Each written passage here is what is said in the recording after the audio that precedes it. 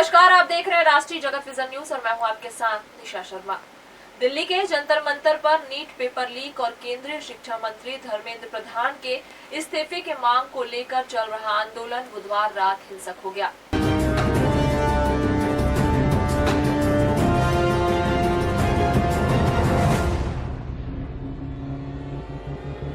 बाहर से लोग भेजे जा रहे जानबूझकर प्रोटेस्ट को खराब करने के लिए। प्रदर्शनकारियों और पुलिस के बीच झड़प हुई, जिसमें पुलिसकर्मी घायल हुए। वहीं भूख हड़ताल पर बैठे सोनम वांगचुक ने सरकार के सामने अपनी शर्तें दोहराते हुए बड़ा बयान दिया है। दिल्ली के जंतर मंतर पर चल रहे प्रदर्शन के दौरान बुधवार रात हालात उस समय बिगड़ गए जब पुलिस और प्रदर्शनकारियों के बीच झड़प हो गई। दिल्ली पुलिस के मुताबिक रात करीब 8:30 बजे कनॉट प्लेस के टॉलस्टॉय मार्ग के पास कुछ उपद्रवियों ने पुलिस पर पत्थर और खाली बोतलों से हमला कर दिया। इस घटना में कनॉट प्लेस के एसीपी विवेक भगत समेत दिल्ली पुलिस के 5 जवान घायल हो गए। हालात पर काबू पाने के लिए पुलिस ने आंसू गैस के गोले भी दागे। घायल एसीपी को इलाज के लिए आरएमएल अस्पताल में भर्ती कराया गया है। दूसरी ओर प्रदर्शन का नेतृत्व कर रहे सीजेपी ने दावा किया है कि सोनम वांगचुक लगातार आंदोलन को शांतिपूर्ण बनाए रखने की अपील कर रहे हैं। संगठन ने साफ कहा कि केंद्रीय शिक्षा मंत्री धर्मेंद्र प्रधान के इस्तीफे तक आंदोलन जारी रहेगा और इस मुद्दे पर कोई समझौता नहीं किया जाएगा। इस बीच सीजेपी ने जंतर मंतर के आसपास इंटरनेट सेवाएं बंद किए जाने का आरोप भी लगाया। पार्टी संस्थापक अभिजीत दिपके ने सोशल मीडिया पर पोस्ट कर सरकार से सवाल पूछते हुए पुलिस और अर्धसैनिक बलों से गैरकानूनी आदेशों का पालन न करने की अपील की। दो दिनों से लगातार जंतर मंतर के बाहर कुछ सड़कों पे हंगामा हो रहा है, बर्दाश्त हो रहे हैं। आप भी लगातार अपील कर रहे हैं कि ऐसी चीजें ना करें। कौन से लोग हैं ये बाहर से लोग भेजे जा रहे जानबूझकर प्रोटेस्ट को खराब करने के लिए। हम यहाँ पर 1 महीने से बैठे हुए थे, 1 महीने में ऐसी कोई वारदात नहीं हुई। लेकिन अब क्या हो रहा है, जैसे ये प्रोटेस्ट बड़ा हो गया है तो ये बाहर से गुंडे भेजे जा रहे हैं बीजेपी द्वारा जानबूझकर लोगों को उकसाने के लिए। और यही लोग हैं जो पथराव कर रहे हैं बीजेपी के। पुलिस यहाँ पर पत्थरों के ट्रक लाकर रखती है, बीजेपी के गुंडे आते हैं, वो पत्थरबाजी करते हैं और फिर कांग्रेस जनता पार्टी के लोगों को बदनाम करते हैं। अभी what about the discussion, the central cabinet ministers are saying door is open. Our door, Jantar Mantar door is also open. उधर भूख हड़ताल पर बैठे सोनम वांगचुक ने गुरुग्राम के मेदांता अस्पताल से जारी वीडियो संदेश में कहा कि यदि सरकार छात्रों के खिलाफ दर्ज एफआईआर और अन्य कार्रवाई नहीं करने का भरोसा देती है तो वह अपना अनशन समाप्त करने को तैयार है। नमस्कार साथियों, मैं अभी भी जिंदा ही हूँ। ये 25वां दिन है मेरे अनशन का। 25वें दिन तक लगभग मेरा 11 किलो वज़न कम हुआ है और काफ़ी मांसपेशियाँ कम होने लगी हैं, मगर ठीक ही हूँ।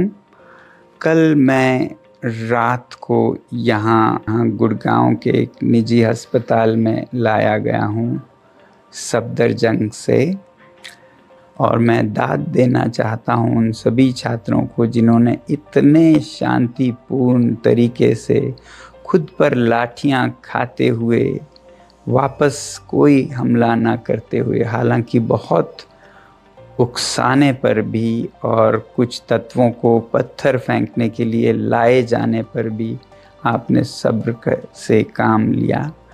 मैं बहुत ही मेरा दिल पिघल गया इससे, और क्योंकि उन पर बहुत ही बर्बरता से हमले हो रहे थे इसलिए मैंने अपना अनशन जारी रखने का फैसला किया था।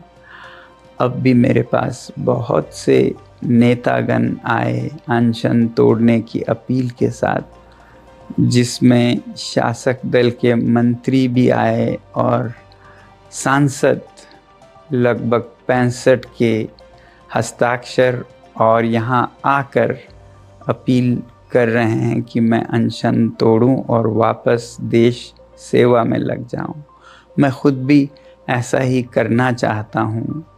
मेरे लिए मेरा काम बहुत ज़रूरी है, मगर मैं सरकार से विनती करता हूँ कि वो और ऐसे ताकत बल का प्रयोग न करें बच्चों पर।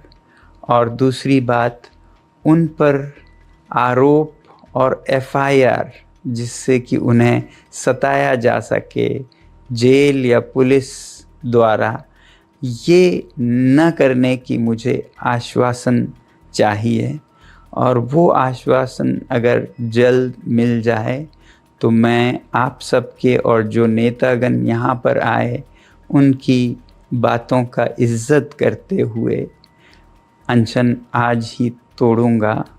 मगर अगर ऐसा कोई आश्वासन नहीं आए तो बदकिस्मती से मुझे ये अनशन जारी रखना पड़ेगा। जय हिंद। वांगचुक ने बताया कि 25 दिनों के अनशन में उनका करीब 11 किलो वजन कम हो चुका है और शरीर कमजोर पड़ गया है, लेकिन उनका संघर्ष छात्रों के भविष्य और निष्पक्ष शिक्षा व्यवस्था के लिए जारी रहेगा। उन्होंने यह भी बताया कि केंद्रीय मंत्री जेपी नड्डा और जितेंद्र सिंह अस्पताल में उनसे मिलने पहुंचे थे। उनके अनुसार सरकार ने पीड़ित परिवार को मुआवजा, संसद में इस मुद्दे पर चर्चा और शिक्षा मंत्री के इस्तीफे की मांग पर विचार करने का आश्वासन दिया है।